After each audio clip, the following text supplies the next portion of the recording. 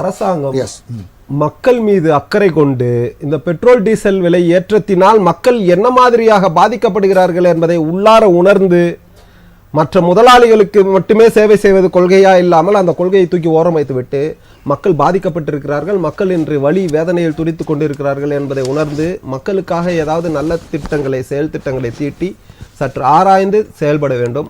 சொல்லக்கூடிய கருத்துக்களை படித்தவர்கள் சொல்லக்கூடிய கருத்துக்களை படித்தது போன்று நடிப்பவர்கள் கேட்டு அவர்கள் நிச்சயமாக நடந்து கொள்ள வேண்டும் நல்லபடியாக. சார் நான் பிரதமர் நான் சொல்லல சார், நான் சொல்றதை நல்லா புரிஞ்சுக்கணும். மறுபடியும் சொல்றேன், பிரதமர்னு நான் சொல்லல.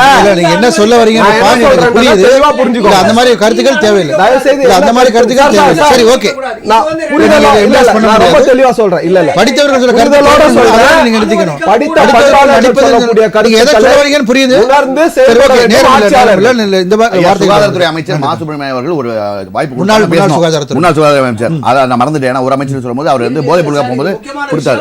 நீங்க இந்த கருத்தை வந்து சொல்லிட்டேன், நான் கண்டிப்பா கருத்து சொல்லல, ரொம்ப தெளிவா சொல்றேன், தெளிவா சொல்றேன். பொருளாதார சீரழிவு ஏற்படக்கூடிய சூழல் இருக்கிறது. இந்த படிக்கிற மாதிரி நடிக்கிறதுன்ற வார்த்தையை நீங்க வந்து பயன்படுத்த முடியாது. சொல்றாரு. சரி ஓகே சார், நன்றி. ஆட்சியாளர்கள் கொஞ்சம் கவனத்தோட செயல்படுங்க. நீங்க பேசும்போது கொஞ்சம் வார்த்தைகளை கவனமா பண்ணுங்க. நன்றி சார், உங்களுடைய நிறைவு கருத்து சொல்லி நன்றி நன்றி. சார் சார் சார், நீங்க தான் கதை சொல்லிட்டேன், கண்டனம் தெரிஞ்சு. நன்றி நன்றி.